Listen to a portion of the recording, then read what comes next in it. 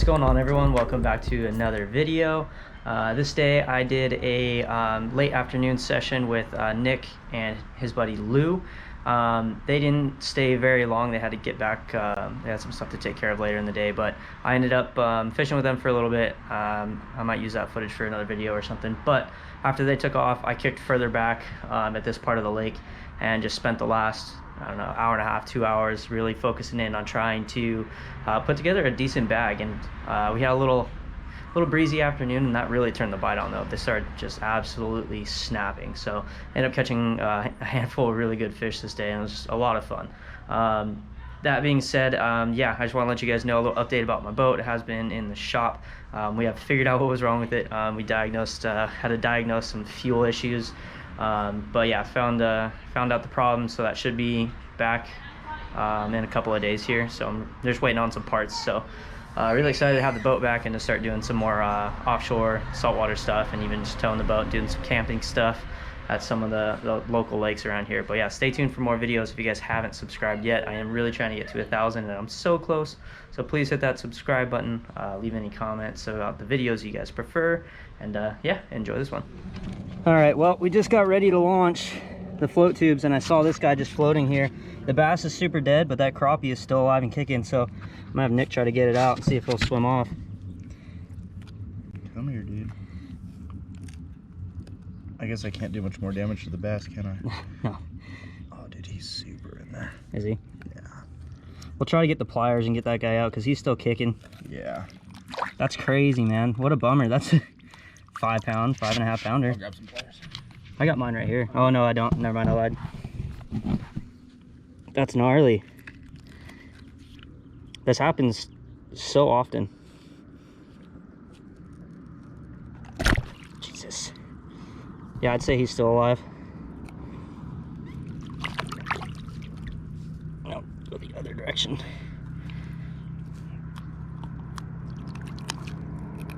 Oh, man. Dang! Wow. I'd say that, yeah, I'd say that crappie was still alive. What a bummer. You can see where the spines... Pick that dude up? I got it. Oh, did you? Yeah, he took off like a friggin'...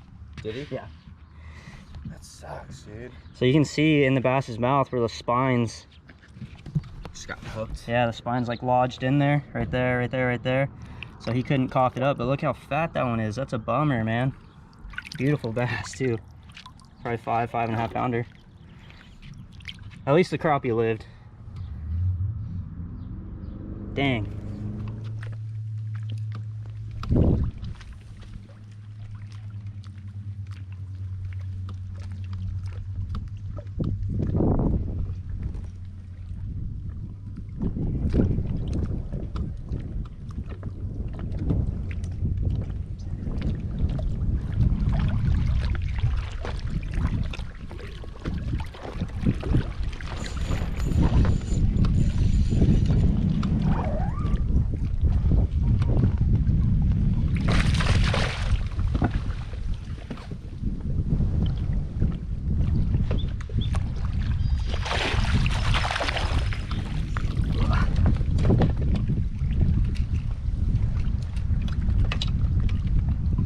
All right, now they're biting.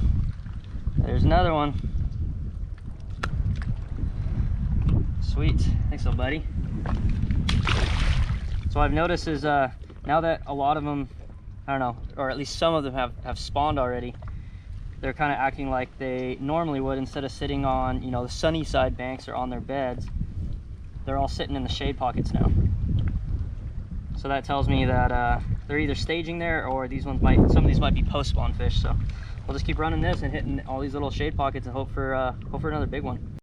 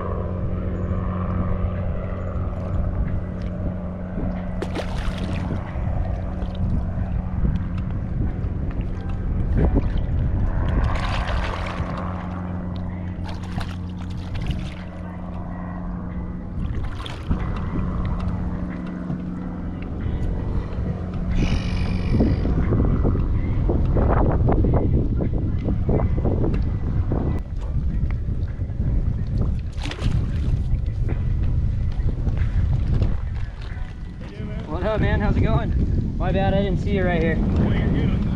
Right on. Until the wind dies down. My buddy started kicking back a minute ago. I was like, you guys are crazy. It's gonna die down in like 30 minutes, 40 minutes, hopefully. Best time of the day. Yes, sir. Yeah, I've been picking away on the Senco mostly. Nothing big, but Nothing over 2 pounds. yeah, same.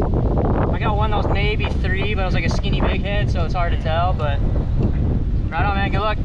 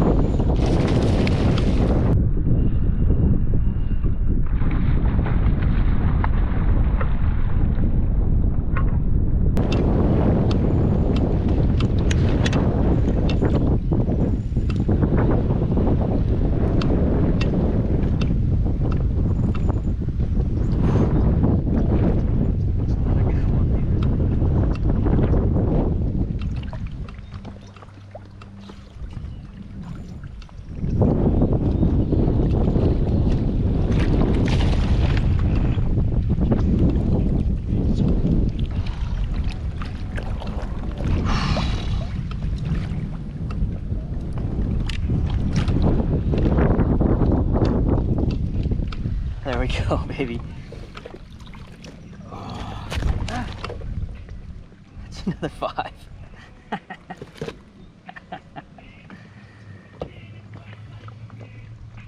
Look at that, barely had him hooked, that just fell out.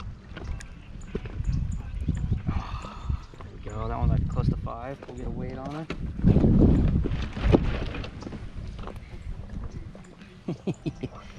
Beautiful one.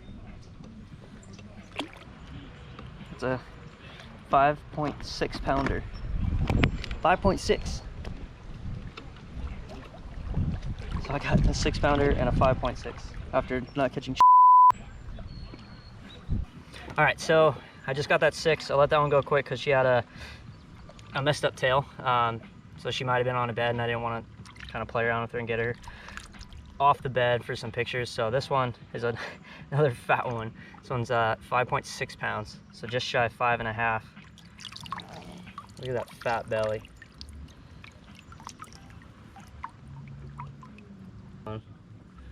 Very cool. So yeah, it definitely seems to be an afternoon bite. The midday stuff, it's just been so good for us lately. I didn't even think that it was a strictly afternoon thing. I just kind of took it for it just being wide open, but it's absolutely not wide open. As soon as that sun started getting behind these hills and we started getting those shade lines is when those fish moved up shallow again and started eating. It's been a grind all day.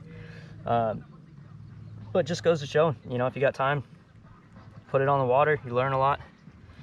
Can put the bite together a little more thoroughly and figure out exactly when these fish are eating. We didn't hit the dawn. I bet it's pretty similar, like first thing in the morning, but yeah, that midday lull was pretty brutal, but I'm stoked to be getting these fat ones now, so let's go.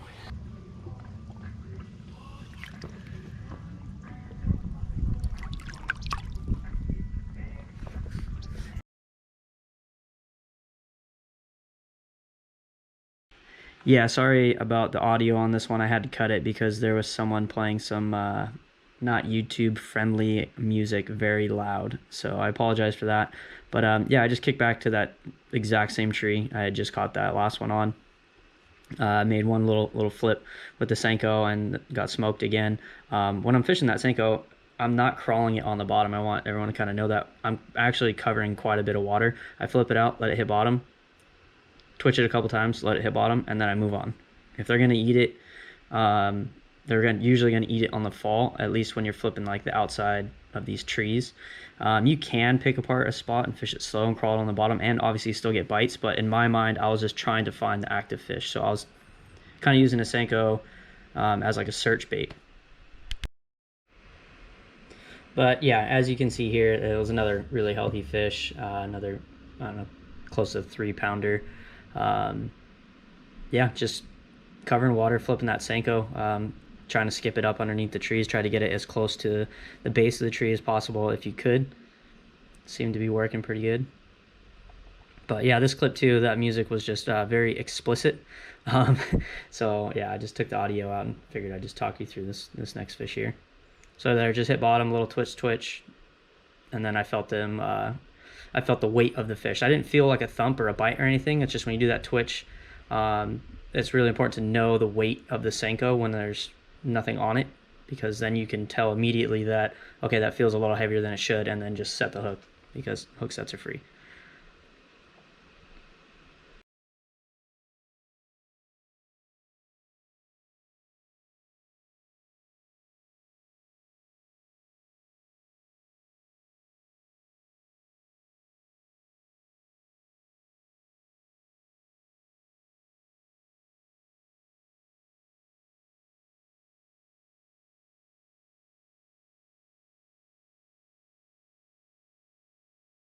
This fish right here was really, really pretty. Look how lit up it was. It was like, almost kind of looked like a northern strain with how dark it was in that very vivid lateral line.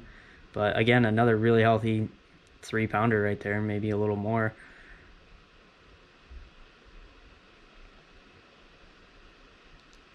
Definitely a fun bite on that light spinning gear.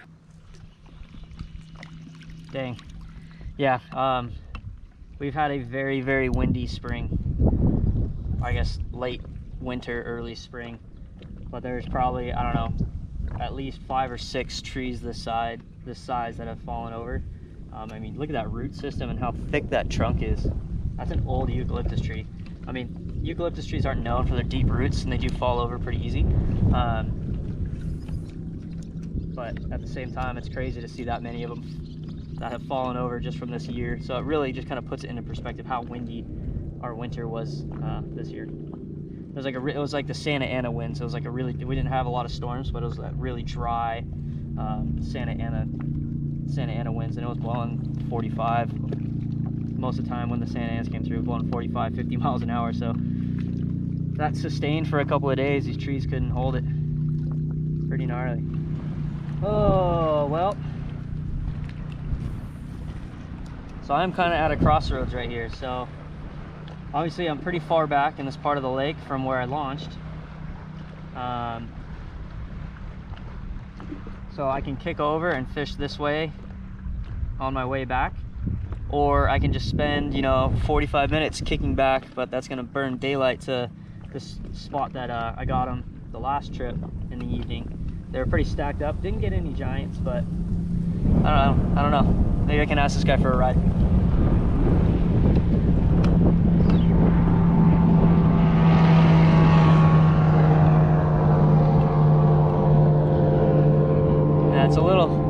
That's a little bit faster than I can kick, so definitely a con for the float tube there. Not being able to go 70 miles an hour.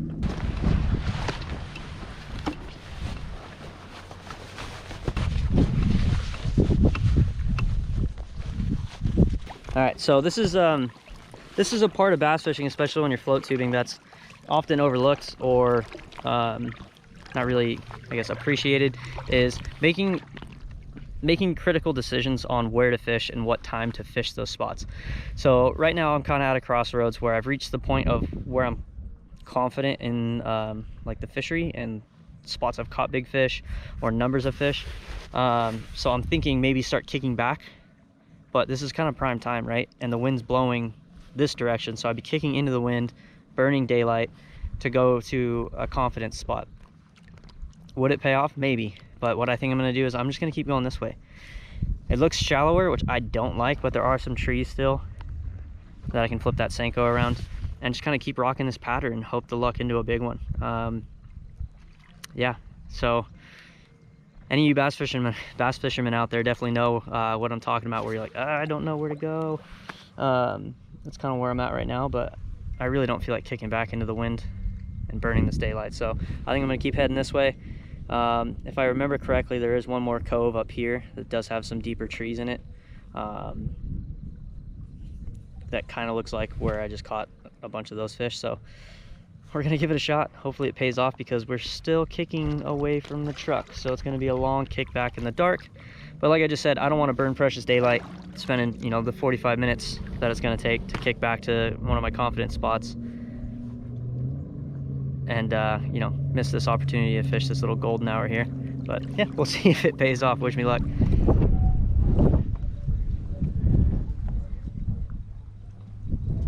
Oh my goodness. Woo! That one thumped it. Oh my gosh, but at the same time, sometimes those small ones do that. Dang it. I let him eat it for a second too, that was weird. All right, we'll get back out there.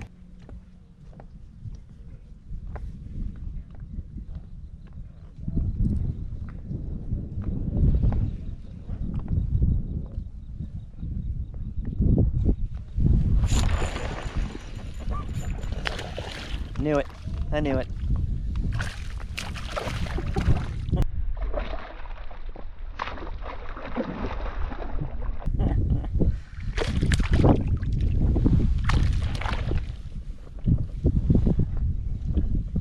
Well, now I wish I would have left him alone. I kind of feel bad now, but it's kind of funny when you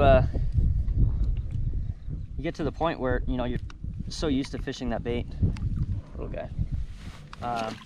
You know what it feels like, and you know what a big bite feels like, and you know what a little bite feels like, and all of those felt like I knew it was a smaller one, just because, well, first of all, big ones don't bite the tail off a Senco. Second of all, when the little ones hit it, usually they like charge it, and they come in hot, boom. And it feels different than just a big one sucking it in. That's kind of like a soft, like thunk. When the little guys hit it, it's like dunk, and they come flying at it.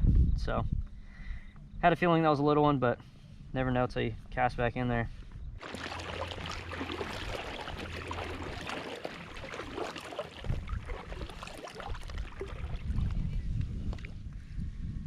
Oh, hey up.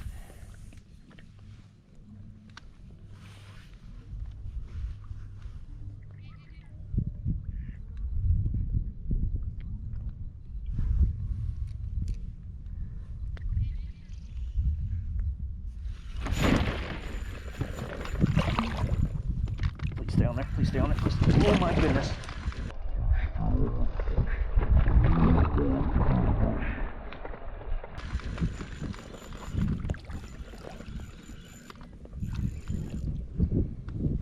No. Oh my God.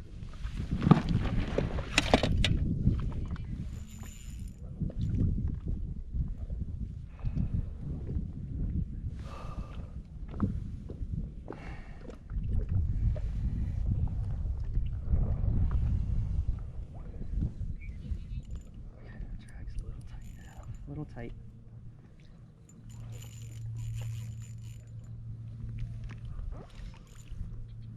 Yeah, 12 pound.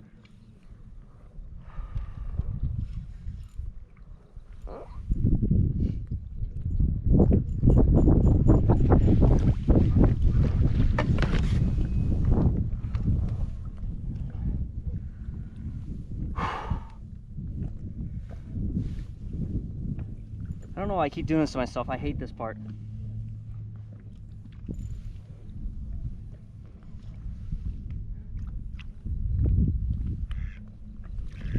This is a very acrobatic big fish. I'm trying to keep his head down by keeping that rod tip in the water, and I like to spin in circles with the float tube to keep that tension, and it kind of tires him out. Instead of slack lining him, letting him swim underneath you, you can kind of take him for a walk, I guess. I haven't gotten a good look at how big this one is, but it's definitely good sized. He should be getting pretty close. Haven't gotten to leader yet, but he is not getting tired, and I'm getting dizzy.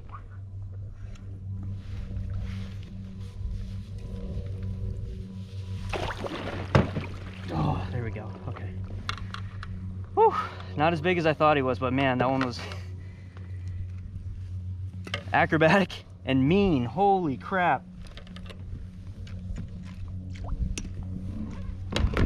Oh man. There we go. Got him. Right on. Nice. You are a stud. Look at that. Got him right in the roof of the mouth. Right where you want him. Nice.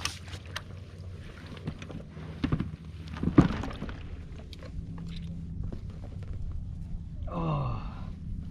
For that first jump, for a split second, I thought he might have been the 8. Maybe. He jumped, and when they do that jump where they don't get completely out of the water, it leads you to believe that that they're big ones. But the second jump, I got a little bit better look at him.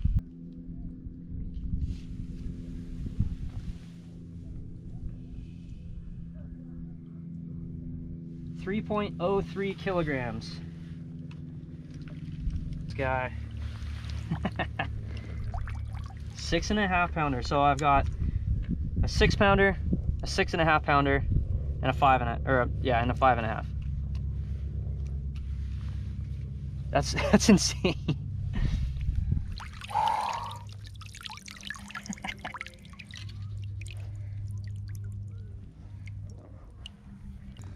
Another beautiful 6.5 pounder, biggest one of the day. It's actually not that beautiful, he's kind of beat up, but I just say beautiful, make him feel better. But awesome, awesome fish. Look at that mouth. Acrobatic, mean guy. That was awesome. All right, I'm gonna keep fishing because they seem to keep biting. So let's get this one back. Ugh.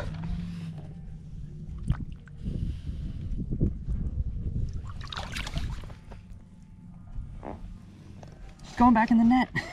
There she goes. Later, sweetie. So rad, so rad. All right, I'm gonna keep going. So this little cut was the cove I was talking about earlier, when I said, if I remember correctly, there's a cove up here, and it doesn't really look like a cove. Definitely just a little, I don't even know what the hell they call it, little kneecap, little cut. Little bump. But at the same time, I'm so glad I chose to come back here because I did just get a 6.5. So I'm gonna go try this little spot.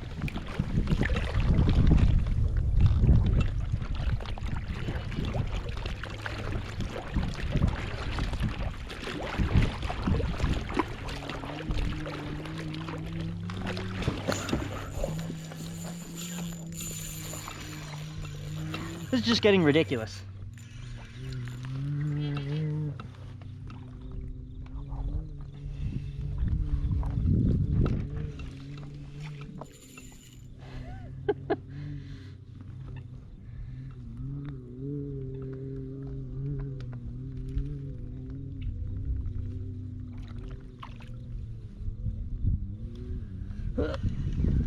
Sorry, I'm sending a video to Nick.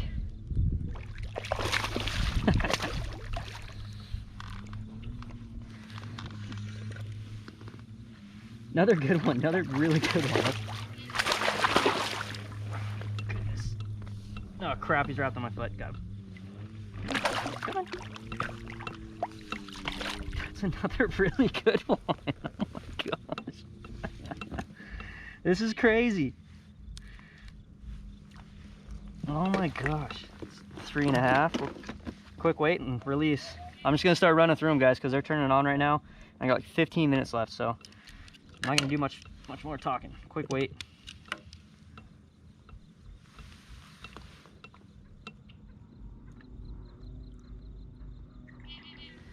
.183 kilograms.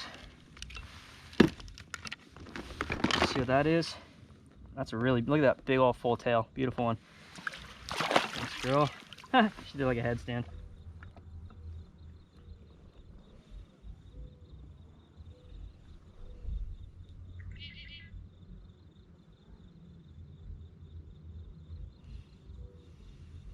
183. That's a 4-pounder.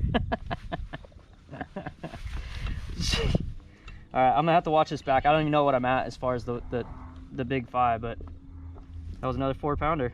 Crazy. This is my favorite time of the day. It's so distracting with that music. Favorite time of the day to fish.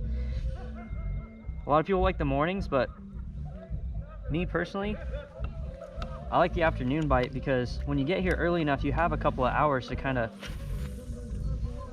figure out what the fish are doing. So that way, as the bite gets better, the bite window gets better as that sun starts setting, you kind of already know where the fish are or aren't and what they're keyed in on and what they're doing. Whereas in the morning, it's the opposite. Right when you get there, that's the best time. So if you don't know what's going on, you waste the best bite window trying to figure out where the fish are. You know what I'm saying? So I always prefer the afternoon bite. Also, I like sleeping in, so I might just be like biased in justifying it that way, but it makes sense to me. You get there, you have time to kind of fish around, look around, see where there's bait, even if it's slow, you can still kind of pick apart, like, all right, I got a couple of bites on trees, or they're on the rocks, or they're up shallow, they're out deep. So as the bite window gets better, as that sun starts going down, you're already dialed in. You know exactly what to do and where to be. I found I'm a lot more effective in the afternoon.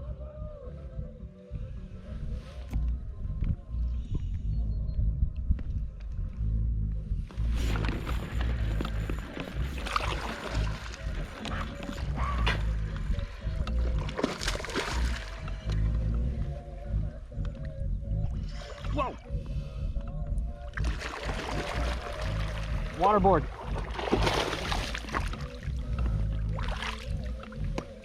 Yep, that one thumped it. Those little ones just boom.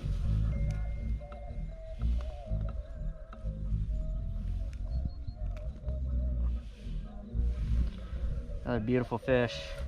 Man. Yeah, so I'm gonna keep fishing for another like 10 or 15 minutes before I start kicking back. Again, this little bite window has been absolutely epic. Fished our butts off all day in the hot sun. I got to like 95 today.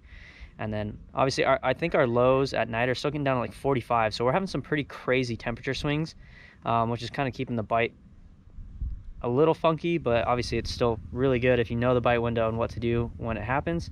Mosquito. They're everywhere. Holy crap, look at them. I don't know if you guys can see them. So I'm gonna be eaten alive by those things on the way back. Oh my God, you totally can see them. So they're gonna pick me apart on the kickback, but I'll put my hood up in a second. Yeah, no, it turned out to be an awesome day. I'm kind of bummed that Lou and Nick weren't here in the afternoon to get on the afternoon bite, because Lou is new to fishing and float tubing in general. So we'll get him out again. Super cool guy. So yeah, stoked to have met him today. But we'll get him out again and get him on some fish, get him hooked, and yeah, man. Just another fantastic day. I was trying to do the math in my head, and I think I had another probably 25-pound limit for like my 5 biggest fish today, which is pretty insane. That's like maybe the 3rd time I've done that this year. So yeah, man, I can't believe it. I'm super stoked to be catching these fish that I'm catching, and I'm sorry if this content's like not your favorite, but I'm trying to break 8 pounds. Would be so stoked to break 10, and it just seems like these big ones are eating the Senco right now. I mean, super fun fishing when they're biting it like this. Kind of, I don't know, it might be boring to watch. I don't know, you guys tell me down below. But yeah, the water's warming up on the ocean, so I am excited to get back out there and spend some time chasing some yellowtail, sea bass, halibut, all that fun stuff. So that is on the horizon, but I'm gonna keep doing this for a little bit, as long as you know, the bite on the ocean is still slow, and as long as these big ones are still eating the Senco. But yeah, thanks so much for watching this one, you guys. I really appreciate it. If you haven't yet, click that subscribe button. I'm really trying to get to 1,000 subscribers. I think I'm close to 800 right now. So yeah, if you like this stuff and you know, kind of want to follow along and see the progression of the channel, I'd really appreciate it. But yeah, we'll see you guys on the next one, and thanks again.